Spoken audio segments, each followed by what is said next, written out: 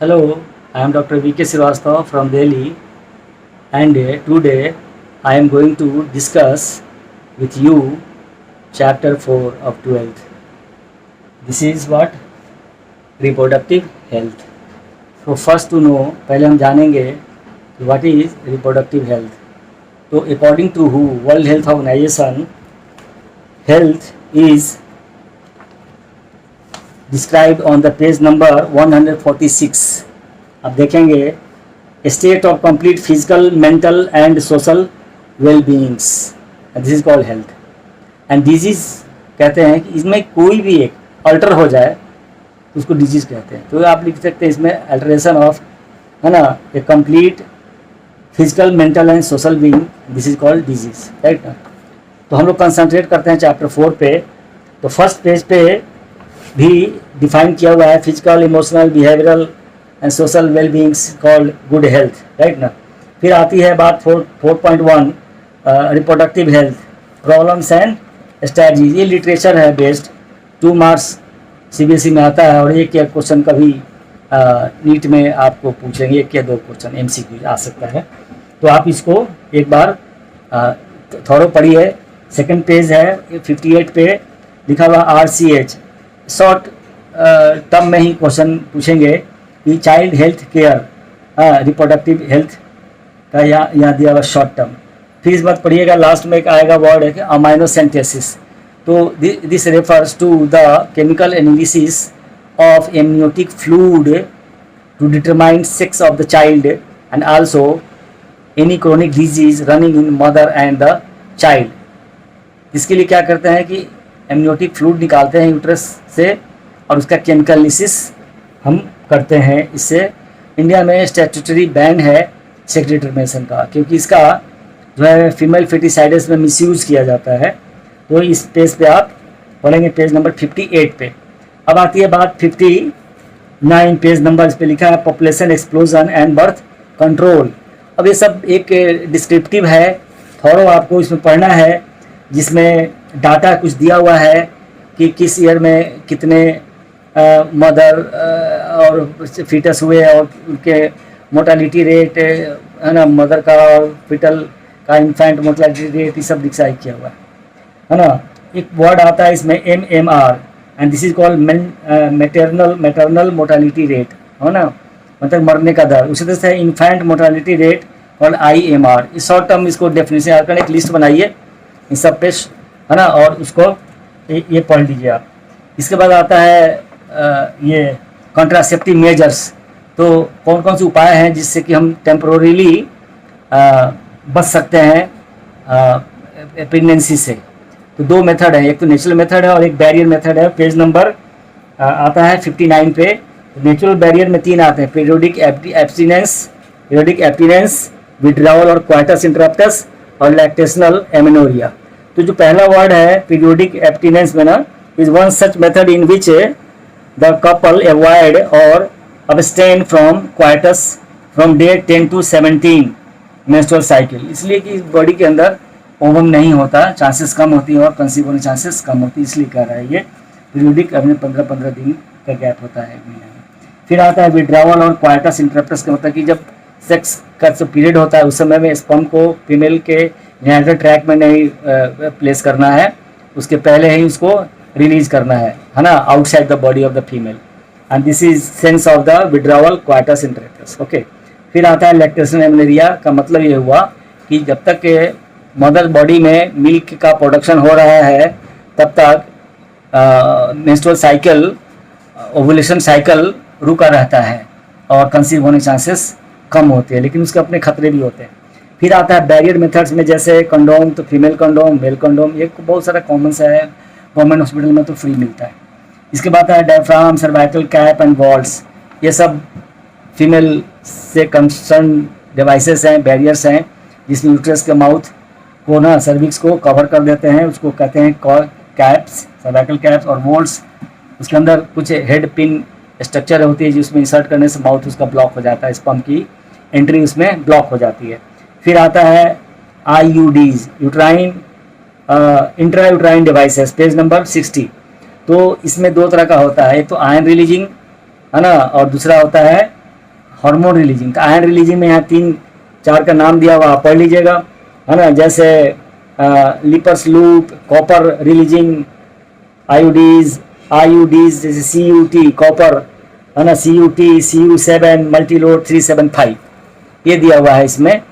तो ये सब कॉपर आयन रिलीज करती हैं, और कॉपर जो होता है ये सोर्स ऑफ इलेक्ट्रिसिटी है, तो इसके प्रेजेंस में स्पर्म जो होगा वो पैरालाइज हो जाएगा और वो मूवमेंट ऑफ मोटिलिटी बंद हो जाएगी, और कंसीव होने के चांसेस फीमेल के कम हो जाते हैं।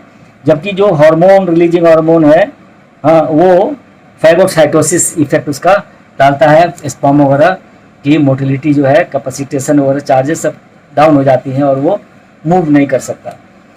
पेज नंबर 61 पे दिया हुआ है बर्थ पिल्स के बारे में, जिसमें से बहुत ही इंपॉर्टेंट सा बर्थ पिल्स है, उसको कहते हैं सहेली। तो पहले जो आता था वो कुछ उसके साइड इफेक्ट है, तो जो नया आया है प्रोजेस्टा सर्च लिखा हुआ है प्रोजेस्टोजेन। प्रोजेस्टोजेन में क्या होता है, प्रोजेस्टेरोन के लेवल हाई होता है और एस्ट्रोजन थोड़ा कम होता है। पहले वाले में केवल प्रोजेस्टेरोन होने से फीमेल में कई साइड इफेक्ट्स होते थे, परमानेंट स्टेरिलिटी भी हो जाती थी, लेकिन अब और फेमिन कैरेक्टर जो था वो अफेक्टेड होता था, इसलिए एस्ट्रोजन के कॉम्बिनेशन में प्रोजेस्टेरोन का लेवल हाई रखा गया। प्रोजेस्टेरोन फेमिन कैरेक्टर को स्ट्रॉन्ग रखेगा और प्रोजेस्टेरोन जो है सो ना कॉर्पस एल्बिकेंस की फॉर्मेशन डेवलपमेंट प्रोसेस को रोक देगा, जो मेंस्ट्रुअल साइकिल को ऑपरेट करता है ना। और ओवरी में स्ट्रक्चर दिया हुआ है, अब देखिएगा टाइनी स्ट्रक्चर है ओवरी में। चैप्टर 3 की बात कर रहा हूँ मैं, ये देखिए, दिखा देता हूँ मैं, ये देखिए चैप्टर 3, ये जो स्ट्रक्चर देख रहे हैं ना ओवरी का, ये वाला स्ट्रक्चर कॉर्पस एल्बिकेंस, ये इसका जो प्रोडक्ट होता है इस एग नेस्ट में से जो प्राइमरी फॉलिकल निकल रहा है, इसको ये रोकता है। प्रोजेस्टेरोन का लेवल जब हाई रहेगा फ्रॉम कॉर्पस लूटियम, तो ये इसको सप्रेस करेगा, इसके इफेक्ट को, और ये अपना इफेक्ट नहीं दिखा पाएगा और इससे फॉलिकल डेवलपमेंट प्रोसेस रुक जाती है। इसलिए इसी कॉन्सेप्ट पे बर्थ पिल्स ये बनाया गया टैबलेट, है ना। इस पर 1, 2, 3 to 28 डेज लिखा रहता है। लेडी जो है से first day, second day, menstrual के फर्स्ट डे ही लेना पड़ता है, उसी दिन लेना पड़ता है, first day, second day, third day लेना, ताकि बॉडी में जो हार्मोन का लेवल है every day, first day, second day, third day, fourth day, two day, वो मेंटेन करना फ्रॉम आउटसाइड, ठीक ना। तो उसमें ये कहते हैं ना फॉलिकल डेवलपमेंट चांसेस कम हो जाती हैं। तो ये अच्छा एक बर्थ पिल्स है, लखनऊ में सीटरी जो है बनाती है ना, central drug research institute Lucknow में है, वहाँ से ये बनता है और अप्रूव्ड होता है, और इसका इफेक्ट जो है काफ़ी लंबा होता है, 48 आवर्स के आसपास इसका इफेक्ट रहता है। फिर आता है स्टरलाइजेशन मेथड। स्टरलाइजेशन मेथड जो होता है दो तरह से, एक कहते हैं वासेक्टोमी एंड ट्यूबेक्टोमी। तो वासेक्टोमी में वासा डिफरेंशिया को, जहाँ फिगर दिखाया हुआ है, काट करके बांध दिया जाता है ये, तो ये परमानेंट प्रोसेस होता है, स्टेरिलिटी कहते हैं ये। कहते हैं ना कंट्रासेप्टिव मेजर नहीं होता, क्योंकि परमानेंट स्टेरिलिटी हमारे यहाँ रिवर्सल पॉसिबल नहीं है, फॉरेन कंट्री वगैरह में है पॉसिबल। इसके अलावा ट्यूबेक्टोमी में फैलोपियन ट्यूब को काट के बांधते हैं। अब क्वेश्चन ये आता है कि इसके अंदर ओवम और स्पर्म जो बनता है उनका क्या होता है, तो भाई उसके अंदर ये डिसइंटीग्रेट हो जाते हैं और एब्जॉर्ब हो जाती है, जो टिश्यूज हैं इनके आसपास के सब इसको एब्जॉर्ब कर लेते हैं, इससे ज़्यादा कोई खतरा नहीं होता, ठीक ना। ये चीज़ें देखनी है इस पेज नंबर 61 पे। अब आती है बात पेज नंबर 62 पे। मेडिकल टर्मिनेशन ऑफ प्रेगनेंसी का फुल फॉर्म है ये, हाफ शॉर्ट फॉर्म है इसका MTP, है ना, मेडिकल टर्मिनेशन ऑफ प्रेगनेंसी, है ना, जिसमें सर्जरी के थ्रू जो है उटरस में अगर कोई बन रहा है, ओवम है, 1 वीक, 2 वीक, 3 वीक, 4 वीक, तो उसको हम एबॉर्शन करा सकते हैं, पर प्रेगनेंसी टर्मिनेशन पॉसिबल हो सकती है। यहाँ पर पढ़ना है, ठीक है, फीमेल के लिए हेल्थ के लिए अच्छा नहीं होता, अवॉइड करना चाहिए, लेकिन ये पॉसिबिलिटी है किसी सर्कमस्टांस में। इसके बाद आता है पेज नंबर 63, जिसमें लिखा है सेक्सुअली ट्रांसमिटेड डिजीज। कौन कौन सी बीमारियां हैं जो sexual organ to sexual organ में ट्रांसफ़र होता है, बॉडी टू बॉडी ट्रांसफ़र हो सकता है। अब इसका जो यहाँ लिखा हुआ है, जैसे गोनोरिया है ना, ये बैक्टीरियल है, सिफिलिस बैक्टीरियल है, जेनाइटल हर्पीज वायरल है, क्लेमाइडियासिस फंगल है, जेनाइटल वार्ड्स वायरल है, ट्राइकोमोनियासिस प्रोटोजोआ है, और हेपेटाइटिस बी, है ना, वायरल है। ये देख लीजिएगा, लिस्ट बना लीजिएगा, याद कर लीजिएगा, डिटेल्स करना है तो आप गूगल मार सकते हैं, ठीक है ना। और इसमें कुछ सिम्टम लिखे हैं कि some of these infections like hepatitis B. तो जो हेपेटाइटिस बी तक का जो स्टेज है माना जाता है कि कंट्रोल किया जा सकता है, उसमें सी डी ई अनकंट्रोल्ड है ना, इसमें कुछ नहीं हो सकता, ये समझिए खराब हो गई। अब यहाँ क्वेश्चन आता है कि कैसे इसको अवॉइड कर सकते हैं। Avoid sex with unknown partners, multiple partners. Second, always use condoms during coitus. And third, in case of doubts one should go to a qualified doctor for easy detection and get complete treatment if diagnosed with disease। तो psycho अब तो possible है, बहुत सारे medicine techniques आ गए हैं, medical science काफ़ी mature हो गया है। हमारे यहाँ थोड़ा कम है, लेकिन विदेशों से जो प्राइवेट हॉस्पिटल वाले हैं उनके पास ऐसे इक्विपमेंट्स होते हैं। गवर्नमेंट भी बहुत अच्छे अच्छे हो गए हैं हॉस्पिटल, जहाँ पे गवर्नमेंट अब ध्यान दे रही है और इक्विपमेंट्स की कमी अब नहीं है इंडिया में, ठीक ना। फिर पेज नंबर 64 है। थोड़ा सा तेज़ी से बोलना पड़ा कि वीडियो का लेंथ ज़्यादा बड़ा ना हो। बुक में सब दिया हुआ है, कोई रेफरेंस वगैरह है, सब छोटे छोटे क्वेश्चन से आते हैं, ज़्यादा नहीं है। जितना भी बोल्ड लेटर है ना, सबको कल क्लियर कर लीजिए, कन्फर्मली लिस्ट बना के टांग लीजिए अपने घर में और उसको रोज़ देखिए, याद हो जाएगा, इतना काफ़ी है, एक बार पढ़ने समय आता है। पेज नंबर 64 पे लिखा हुआ है ART, इसका फुल फॉर्म है असिस्टेड रिप्रोडक्टिव टेक्नोलॉजी, जिसमें इन विट्रो फर्टिलाइजेशन आएगा और गैमीट ट्रांसफर आएगा।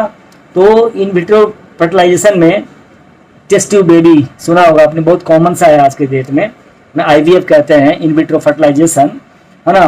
तो उसमें ऐसा भी हो सकता है टेस्ट ट्यूब में एम्ब्रियो पहले बना लें, कैसे, डोनर ओवम ले लें फीमेल से और स्पर्म ले लें किसी डोनर से, फर्टिलाइजेशन करा के जाइगोट बन जाएगा। जाइगोट जो है सो थोड़ा बड़ा होगा, 8 to 16 होगा, तो उसको फैलोपियन ट्यूब में वह जहाँ एम्प्लोरी जंक्शन है, इस्थमस एम्प्लोरी जंक्शन, वहाँ डाल देंगे। उसको कहते हैं हम लोग जिफ्ट, जाइगोट इंट्राफैलोपियन ट्यूब ट्रांसफर। और दूसरा जो होता है 16 से अगर ज़्यादा होगा तो इसको यूट्रस में इम्प्लांट कराते हैं with help of progesterone, with the help of progesterone उसको इसमें स्टेब्लिश कराते हैं। इसी को कहते हैं इन विट्रो फर्टिलाइजेशन, यहाँ लिखा हुआ है IUT, इंट्रा यूट्राइन, है ना, ट्रांसफ़र कहते हैं सीधे। तो 16 के बाद 16 से 32 स्टेज में जो ब्लास्टोसिस्ट होता है उस समय इम्प्लांट करते हैं। मरूला वगैरह जो है उसको फैलोपियन ट्यूब के शुरू वाले पार्ट में ही एम्प्लोरी एस्ट्रोजेनिक जंक्शन में कराते हैं। फिर आता है gamete intra fallopian tube transfer करते हैं। एक ये सिस्टम देखिए, इंट्रा साइटोप्लाज्मिक, अगर बहुत प्रॉब्लम हो रहा है फीमेल में, मेल में कंसीव नहीं हो रहे हैं, तो ओवम के अंदर हम स्पर्म को डायरेक्ट इंजेक्ट करा सकते हैं। कैटल में इसी चीज़ को कहते हैं आर्टिफिशियल इंसेमिनेशन, जिसमें जो सीमेन होता है जो फ्रोजन होता है क्रायो प्रिजर्वेशन के थ्रू रखा जाता है, उसको कैटल के जेनेटल ट्रैक में, फीमेल कैटल के जेनेटल ट्रैक में, है ना, उसको डालते, उसको कहते हैं सुई देना, इंजेक्शन गाँव में लोग कहते हैं सुई दिलाने गए हैं कैटल, फीमेल कैटल को, है ना। लेकिन ठीक है, इसके सक्सेस होने के चांसेस फेयरली लो होती हैं, फिर भी होता है। लेकिन इससे फ़ायदा ये है कि जो काफ होगा वो काफ़ी डिजायरेबल कैरेक्टर का होगा, क्योंकि वो बाहर से स्टडी करके वो मंगाया गया रहता है। यही सब इस पेज पे लिखा हुआ है, छोटा सा वीडियो है, एक बार थोड़ा पढ़िए। कोई प्रॉब्लम होगा तो व्हाट्सएप के थ्रू आप मुझसे कांटेक्ट कर सकते हैं। Thank you very much, thank you for watching my channel. Please share and subscribe my channel.